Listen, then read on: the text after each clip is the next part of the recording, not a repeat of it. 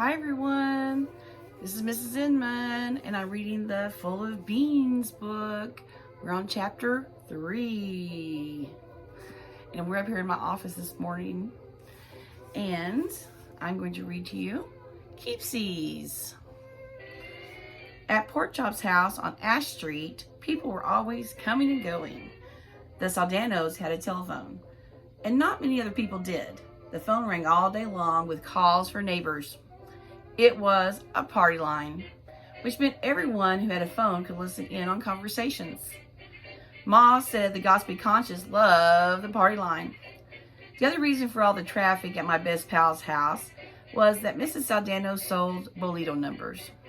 Bolita was a Cuban lottery game. Everyone in Key West was crazy for it. If I didn't come for the phone or the bolita, I came for the cooking. Mrs. Saldano made the best food in the whole world. Cuban specialties. And she made things like chicken with rice and garbanzo soup and flan, which is egg custard. Here you go, boys, Mrs. Saldano said as she set the food in front of us. Oh, how wonderful it tasted. All garlicky and spicy. It made you toot. It's my favorite. Thanks, Mrs. Saldano, I said. Not a bean, she said with a smile. Thanks, Mommy, Pork Chop said. Pork Chop had been my best friend since we were in diapers. He knew all my secrets, and I knew his. Ooh, Kermit said as he picked up the food. He picked up more and inspected it. Don't touch every little single item with your grubby fingers, Ira said. Ira had a mop of curly red hair, and he was like a boy version of Little Orphan Annie. He was another member of our gang, which included me, Pork Chop, and Kermit. It wasn't my idea to include Kermit, but I couldn't get rid of him because he's my brother, and I had to watch him anyway. I can't decide what to eat, Kermit said. His hand was hovering over the plate. For the love of Pete, Kermit, just take one already, Pork Chop ordered. Kermit grabbed one and started eating. I hear there's going to be a game this morning, Ira said. Marble fever was gripping Key West, and we were the best crew on the island. We called ourselves the Keepsies because we won so many other kids' marbles. Our pouches held every kind of marble imaginable. We had them all. We had cat's eyes, naggies, clearies, milkies, steedleys, glassies, and onion skins. Who's playing? I asked. The mighty Mibsters. They were a marble crew from Stump Lane. Mibster was what you call a marble player. They thought they were being clever with their name. Word is, they're saying that they can beat us, Ira added with a look. And Pork Chop scoffed.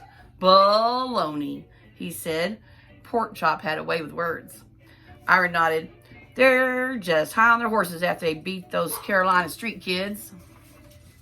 What are we waiting for? I asked, pushing back my chair and slapping on my cap. Let's go win some marbles.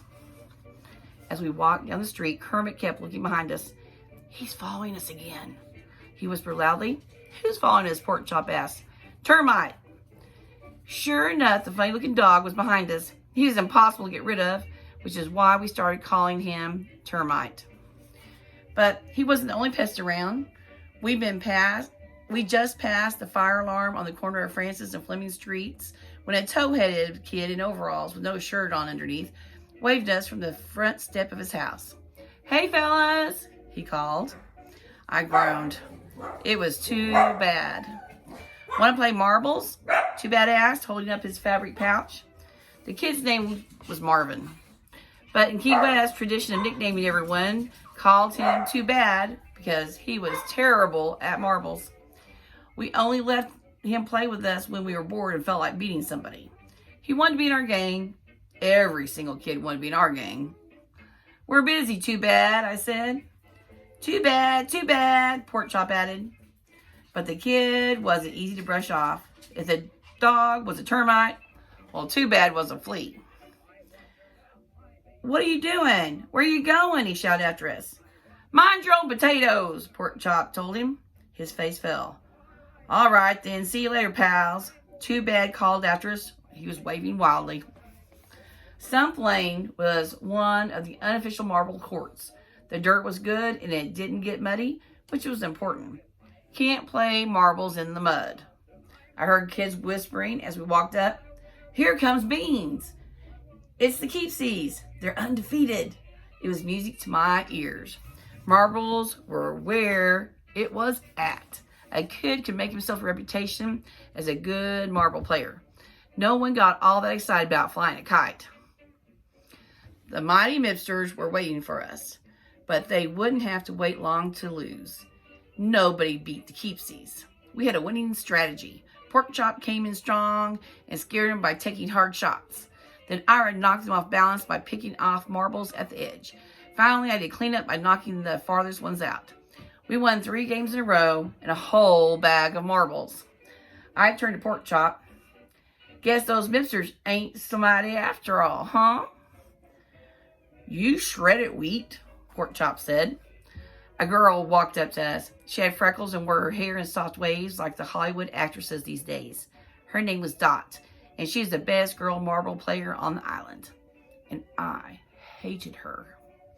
Dot dangled her bag of marbles. Want to play beans?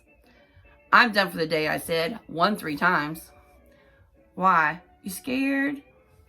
We don't play, girls. And it was as simple as that. I'm good enough to be in your gang, she said, jutting out her chin. No girls allow the Keepsies, I said. I'll play you, Dot, Kermit offered happily. For the love of Pete, Kermit, Porkchop said in disgust. You can't play her. Don't you know anything?